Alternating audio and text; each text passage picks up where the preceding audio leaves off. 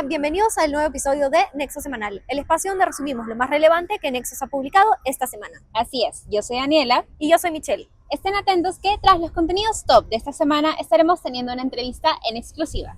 Exactamente, en un momento estará en estudio con nosotros el docente, animador y postproductor audiovisual Raúl Santibáñez. Así es, así que comencemos. El mar peruano es uno de los más biodiversos del planeta. Sin embargo, aún hay miles de especies que no han logrado ser identificadas. Esta falta de conocimiento limita la protección de ecosistemas claves. Por ello, Tiago Castañeda, Daniela Ramos y Rafael Ortega nos han preparado este reel que nos permite conocer el panorama actual sobre el estudio de estas especies. Vamos con el video. El Perú tiene uno de los mares más biodiversos del planeta, pero muchas de nuestras especies siguen sin ser estudiadas ni identificadas. ¿Cómo protegemos lo que no conocemos? Entre la corriente de Humboldt y el mar tropical del norte convivimos con miles de peces, moluscos, crustáceos y microorganismos que son vitales para nuestro ecosistema, pero también para nuestro futuro. En un país tan diverso como lo es el Perú, vale preguntarse, ¿qué tanto sabemos de las especies que habitan en nuestro litoral? Lo que es la biología marina ahorita en el norte es más por especies que de repente son un poco más llamativas, como la presencia del tiburón ballena o por ejemplo los avistamientos de ballena en el norte. Respecto a la investigación científica, se da mayor importancia a las especies que, por así decirlo, tienen un valor comercial. Aunque hoy en día se cuenta con estudios sobre especies marinas más pequeñas, la información disponible aún es muy limitada. El vacío de conocimiento no es un detalle académico, limita decisiones de conservación, manejo pesquero y salud del mar. Cada especie cumple un rol en el planeta porque especialmente nuestros ecosistemas han evolucionado por millones de años y han tenido una estabilidad de millones de años que ha permitido que la especie se integre tan bien en el ecosistema que su presencia sea necesaria. Entonces, cuando tú pierdes a una especie, pierdes un rol, pierdes un servicio. También empiezan a dejar de funcionar otras piezas claves, porque era necesario para el funcionamiento íntegro del ecosistema. Cuando perdemos una especie, no solo perdemos su función en el ecosistema, sino que perdemos su alimento, control de poblaciones, nutrientes. A veces la especie sigue, pero con poblaciones tan bajas que ya no cumplen su rol. Protegemos muy poco y demasiado tarde. Si no investigamos, no justificamos bien qué proteger, dónde y cómo. La convivencia es bastante difícil. Esa de actividad de pesquera sostenible simplemente por ser comunidades costeras es una romantización social, pero no es una verdad ecológica. Es por eso que necesitamos áreas marinas protegidas que no permitan ni un tipo de actividad pesquera. O sea, y lo que estamos hablando, no estamos diciendo que le cierren todo el mar. Estamos diciendo que 30% del mar nomás debería estar cerrado a cualquier actividad pesquera. Entonces, deberíamos formar más científicos, financiar investigaciones y cambiar la narrativa. Porque el mar no es solo un recurso, es conocimiento y vida. Cuidar el patrimonio natural del Perú exige comprenderlo, y esto se logra a través de una ayuda conjunta entre el Estado, las instituciones y nosotros los ciudadanos. Con 1 millón de votos, el martes 5 de noviembre, el candidato demócrata Zoran Mamdani ganó las elecciones a la alcaldía de Nueva York en Estados Unidos. Este hecho nos hace preguntarnos, ¿un candidato con este perfil podría funcionar en una ciudad como Lima? Para responder esta pregunta, Igor García y Matías Illescas nos han preparado el siguiente video. Vamos con ello. Hace algunas semanas, Zoran Mamdani fue elegido alcalde de Nueva York. Su triunfo dio mucho de qué hablar, tanto por la campaña que hizo como por la figura que representa. Pero, ¿funcionaría un personaje de este perfil en la política peruana? Nacido en Uganda, musulmán, socialista y de 34 años, Mamdani se dio a conocer a través de las redes sociales, mostrando su carisma y optimismo. Así logró ganarse el voto de más del 50% de los neoyorquinos. Además, mostró un carácter confrontacional frente al presidente Donald Trump, que lo tildó de comunista. Donald Trump impone un estilo más bien de extrema derecha en algunos aspectos, con mucho autoritarismo, poco diálogo, ¿no? Entonces aparece esta joven figura justo lo opuesto, ¿no?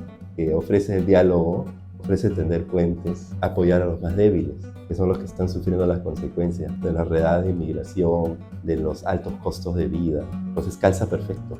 Nueva York, por lo tanto, siendo una ciudad tan diversa y cosmopolita, se presenta como un buen escenario para albergar una figura como la del joven demócrata. Pero, ¿en Lima sería igual? En las elecciones municipales de 2022, los dos candidatos con el mayor porcentaje de votos fueron Rafael López Aliaga y Daniel Urresti. Sumando sus resultados, alrededor del 52% de los limeños optaron por una opción conservadora, pero incluso entre los 8 candidatos de esos comicios, ninguno era tan progresista como Mamdani. En ese sentido, Lima, como la mayoría del Perú, es una ciudad conservadora. No creo que con un discurso progresista puedas cosechar muchos votos en Lima.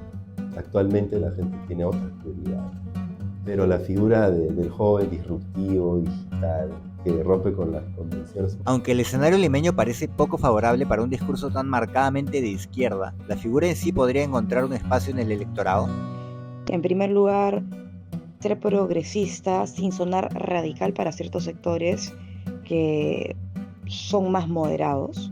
Ser joven y vender esta imagen enérgica sin sonar inexperto. Y también poder ser disruptivo, pero no sonar peligroso, ¿no? Son equilibrios que han logrado consolidar, en este caso, el voto de Mamdani. La pregunta no es solo si en Lima funcionaría un perfil como Mamdani, sino qué revela eso sobre el tipo de liderazgo que realmente busca el votante limeño. La capital sigue mostrando una fuerte inclinación conservadora y en ese espacio podría surgir una figura joven, digital y disruptiva. No necesariamente con el mismo discurso que el de Nueva York, pero sí con la capacidad de conectar desde las prioridades de Lima. Una estrategia política como la de Mamdani podría aplicarse en Lima, pero difícilmente generaría el mismo efecto. Nuestro contexto y prioridades requieren un enfoque distinto. A pocos meses de las elecciones, los mismos candidatos y los mismos partidos siguen apareciendo, incluso a pesar de tener cuestionamientos y procesos judiciales. Por ello, Ednilson Cabrera y yo, Michelle Gemerde, les hemos preparado el siguiente reel para explicar cómo estos ciclos afectan la vida política y cómo elegimos a nuestros representantes. Vamos con el video. ¿Te has preguntado por qué cada comicio se siente igual? No es casualidad. Los partidos nuevamente han incluido en las elecciones primarias a inhabilitados, prófugos, personajes mediáticos y procesados por la justicia. Eso nos recuerda que si no cambian los filtros, no cambiarán ni los resultados ni mucho menos los candidatos. El cansancio y la desconfianza influyen directamente, sobre todo en esta combinación, porque estos perfiles, digamos, de candidatos negativos o cuestionados, se valen de que la gente está cansada y que el cansancio sumado a la desconfianza les impide voltear a involucrarse en la política para ellos ocupar estos espacios. Las agrupaciones políticas lo saben. Un nombre polémico genera clics, titulares y entrevistas. Pero eso no significa que tengan un plan ni una solución clara. Y aún así, aparecen nuevamente en la escena. ¿Por qué seguimos normalizando esto? El hecho de que haya constancia en la presentación de algunos candidatos no debe ser visto en realidad como algo de terquedad o algo de obstinación, sino que muchas veces en realidad esto significa perseverancia, esto significa ser consecuente con la forma que uno piensa, con lo que uno dice, y que se demuestra en las constantes presentaciones en distintas contiendas electorales. Los mecanismos de control casi no funcionan, las sanciones rara vez se aplican y los candidatos cuestionados vuelven como si nada hubiera pasado. Cada elección se siente como un déjà vu. Mismos rostros, mismos discursos, misma decepción. Es un ciclo que no se rompe y nos deja atrapados, obligados a elegir casi siempre entre lo menos malo. El problema es que la mayoría de partidos no tienen o no fomentan la democracia interna y por lo tanto buenos cuadros, buenas personas que puedan tener cosas que aportar dentro de los partidos políticos no militan y no se involucran porque sienten que no pueden competir con gente que ya tiene una especie de padrinazgo.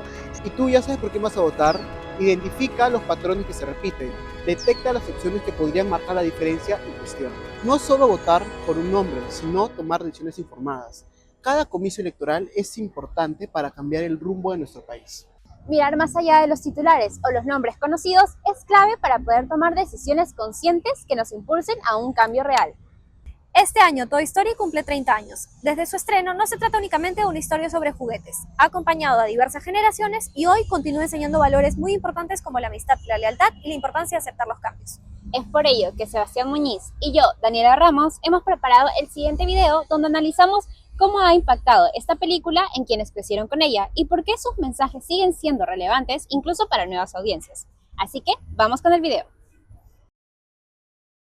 30 años de nuestros juguetes favoritos. Woody, Buzz, Jessie y compañía han sido parte de la infancia de muchos. En 1995 nace la historia que revolucionó la animación digital. Sus aventuras han sido contadas en 4 películas, alrededor de 6 cortos y son la cara de Pixar, cumpliendo un papel fundamental en la identidad de una de las casas animadoras más importantes. Con un largometraje en camino, la franquicia está más viva que nunca. Sin embargo, ¿qué hizo trascendente a Toy Story? Toy Story es la primera película de animación en 3D, ¿no? Entonces, marca un cambio sobre la forma como se venía haciendo animación, al menos en Hollywood, que comienza a mostrar otro tipo de posibilidades que justamente no se pueden hacer en un live action, ¿no? Entonces, eso es una ruptura frente a lo que se hacía. La narrativa, con la dirección de John Lasseter, no solo es un ejemplo de personajes con los que podemos empatizar y una trama que nos envuelve. También es una muestra de que detrás de las aventuras animadas, lo que perdura en el tiempo son los relatos con algo importante que contar. Narrativamente creo uno de los principales, no sé si hitos, pero elementos representativos de Toy Story es cómo a través de juguetes que sabemos que no tienen vida, comienzan a representar diferentes hechos de la vida real. Cómo 2 personas que se tienen envidia terminan haciéndose amigos. Este proceso en que 2 personas se aceptan con sus defectos y se hacen amigos y se transforman y cambian es muy humano.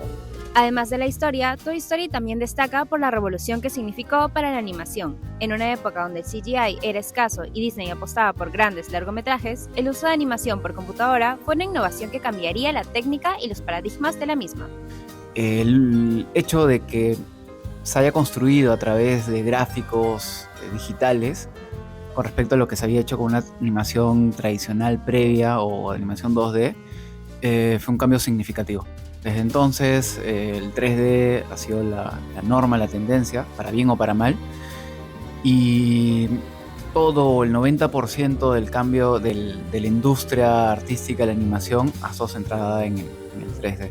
Para los creadores que, digamos, no tenían mucho conocimiento sobre hacer dibujos a mano o consideraban de que este tipo de arte era solo para algunos talentosos, la animación 3D abrió puertas. Sin dudas, Toy Story marcó historia, llevando la animación como se conocía al infinito y más allá. Se volvió un referente, nos presentó personajes, moralejas y tramas que a día de hoy siguen vigentes. Y para ti, ¿cuál es tu momento favorito de Toy Story?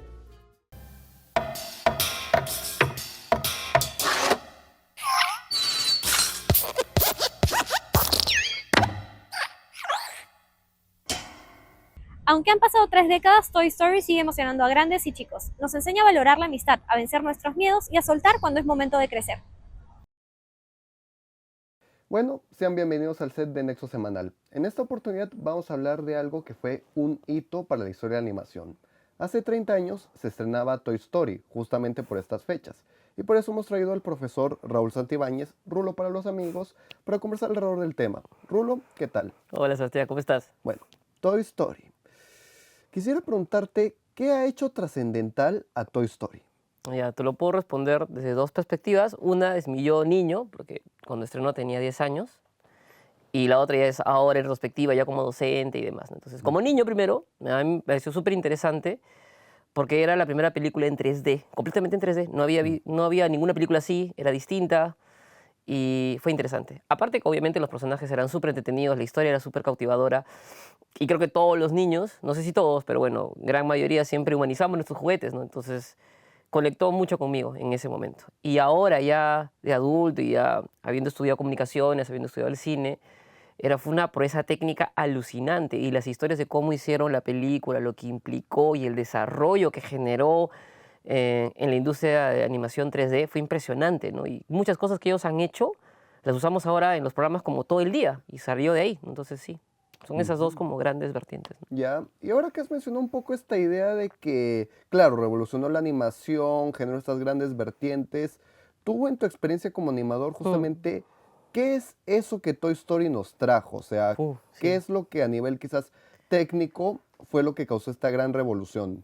Por ejemplo, mira, primero, ¿no? No es casualidad que Toy Story sea una película de juguetes de plástico. O sea, es adrede. Porque en esa época, o sea, obviamente, renderear plástico era lo más fácil. ¿no? O sea, no podían hacer pelo todavía. Por eso recién en Monster Inc. tienen un personaje con pelo, que es Sully. Pero lo que pasa es que, claro, Pixar, cada película era un hito técnico. Entonces, con cada película buscaban desarrollarlo. Entonces, bueno, en la película de Toy Story, que es lo primero que pudieron hacer, fue crear personajes de plástico que reaccionen a una animación y que puedan ejecutar una película completa en esa textura. Por eso casi nunca ves a Andy. Y es más, las pocas veces que aparece Andy se ve rarazo porque aún no habían desarrollado la piel humana. Y es más, las manos de Andy son bien raras porque no tenían cómo hacer toda la estructura de la mano. Entonces, no es casualidad que se hicieron juguetes, no es porque se les ocurrió una idea en juguete, tendría que era una limitación técnica que evidentemente le sacaron provecho y sobre eso trabajaron.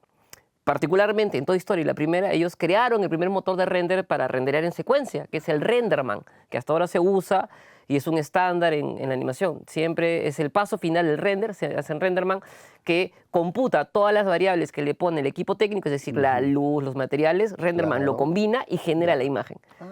Ese es el software y todavía existe, se llama Renderman. Renderman. Sí, de ahí mucha gente empezó a usar la palabra render, pero se llama Renderman.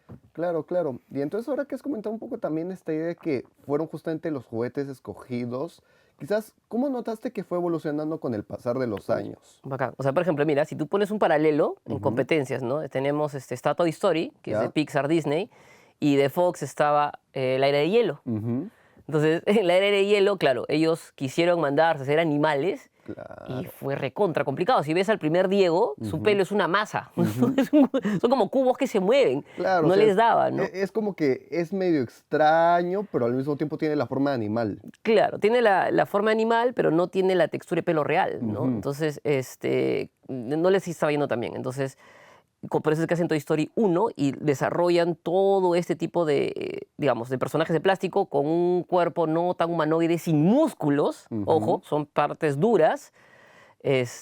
Recién el salto exponencial a personajes humanos es con Los Increíbles, donde hacen, o sea, a ver, ¿no? Hablando de animación, tú cuando creas un personaje animado tienes los volúmenes, ¿no? Que lo haces con pocos polígonos, tienes un esqueleto.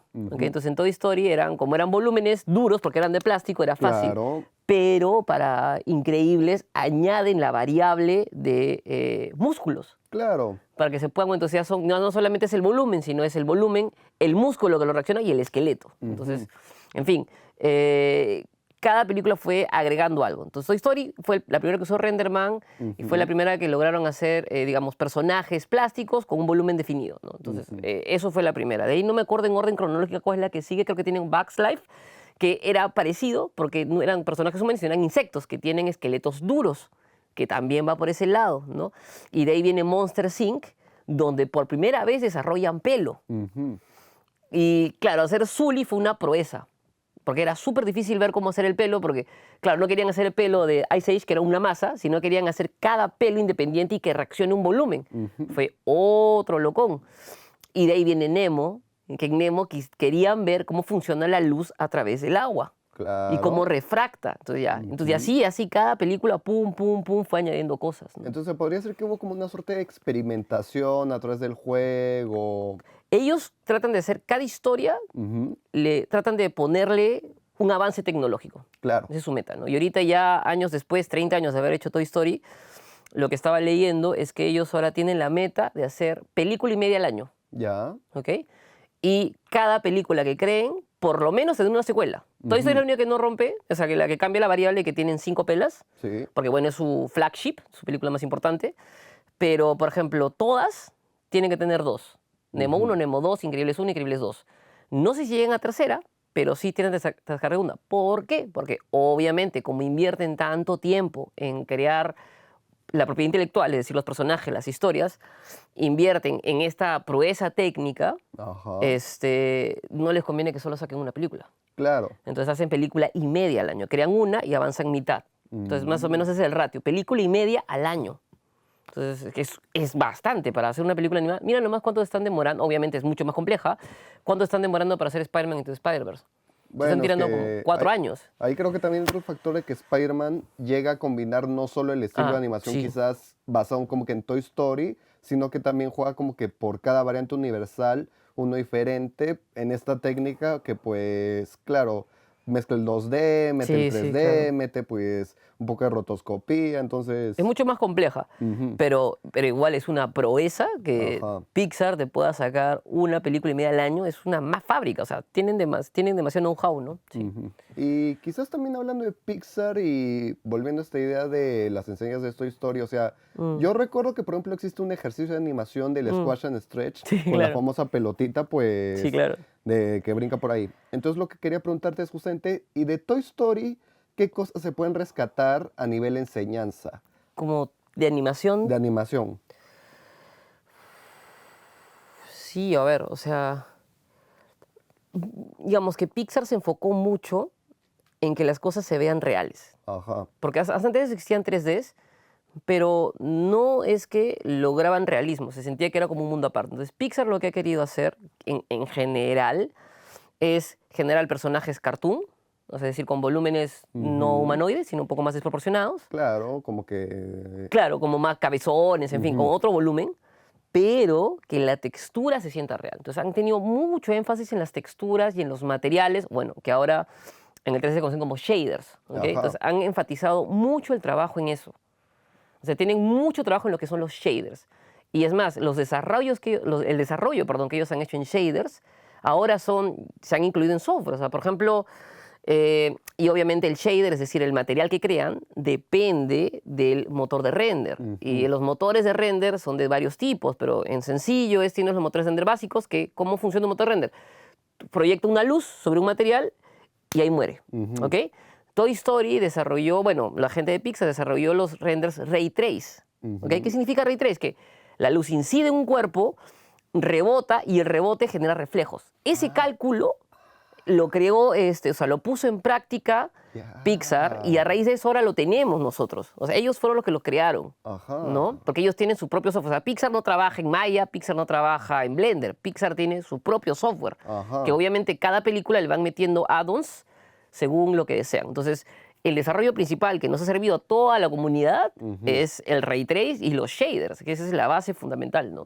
Sí, y cómo lo experimentaron y las variables que han descubierto, ¿no? Bueno, y tal vez para ir cerrando, justamente se anunció la quinta parte, siguiendo esta lógica de, claro, las secuelas y como comentaste, Toy Story es la única excepción a la regla. Pero entonces pensando en que ahora va a haber una quinta parte, ¿qué tanto justamente puede seguir extendiéndose una franquicia? Es una muy buena pregunta. O sea, bueno, de hecho, o sea, ahorita hemos hablado de la parte técnica, ¿no? No hemos hablado nada de la narrativa, que de por sí es muy buena, ¿no? Tenemos personajes muy entrañables y tienes una ventaja que es como los Simpson. Los Simpson no envejecen. Claro. O sea, Bart Simpson tiene 10 años eternamente. Entonces, si lo quieres ver en el lado más comercial, tienes una propiedad intelectual que le puedes exprimir y sacar dólares al infinito y más allá, mientras la idea se vaya actualizando al público. Y es lo que están haciendo, ¿no? Entonces, por ejemplo, lo que había leído es que esta nueva entrega va a ser no versus, juguetes versus, pero va a haber cierta confrontación con un iPad, o sea, o con tecnología, ¿no?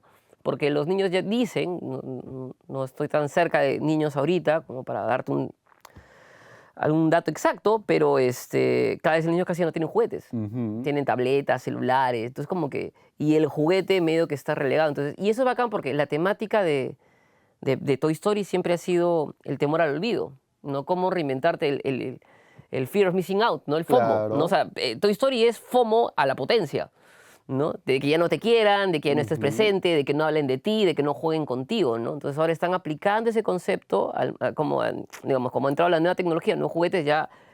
nuestros personajes entonces tienen que adaptarse. Entonces es bacán porque creo que los niños de ahora... Y es más, justo te preguntaba al inicio, ¿no? O sea, yo no he jugado con un juguete de trapo. Pues no, o sea... y Woody es un juguete de trapo. Y ese juguete ya no existe. Entonces eso me parece lo caso. Entonces de repente los niños ahora lo ven como algo raro, lo van a ver como es como ver Jurassic Park de juguetes. Ya. Porque no tienen esos juguetes. Pero me parece bacán cómo están adaptando el tema a la actualidad y yo creo que tienen tiempo para sacarle provecho. Porque aparte, obviamente, tienen dos grandes actores, ¿no? Claro. Tom Hanks y, ¿cómo se llama? Tim Allen, ¿no? Que hacen unos papeles increíbles. Entonces, y Tom Hanks es un mega actor. Entonces yo creo que él tiene para rato para darle la voz a Woody y, bueno, yo creo que no estaría molesto porque sigan haciendo Toy Story 10, ¿no? O sea, como fan, bacán, ¿no? Como industria, puede ser que no es ético, ya le sacaron mucho jugo, pero bueno, No Puedes puedo. ir adelante Sí, finalmente. claro, sí. Bueno, pues. Bueno, Rulo, ha sido un placer conversar contigo. Finalmente es cierto, o sea, Toy Story es quizás esa franquicia que siempre está ahí, siempre nos recuerda lo bonito de ser niño, pero que pues va creciendo conforme nosotros crecemos. Y entonces, eso ha sido todo por el episodio de hoy. Regresamos con las conductoras.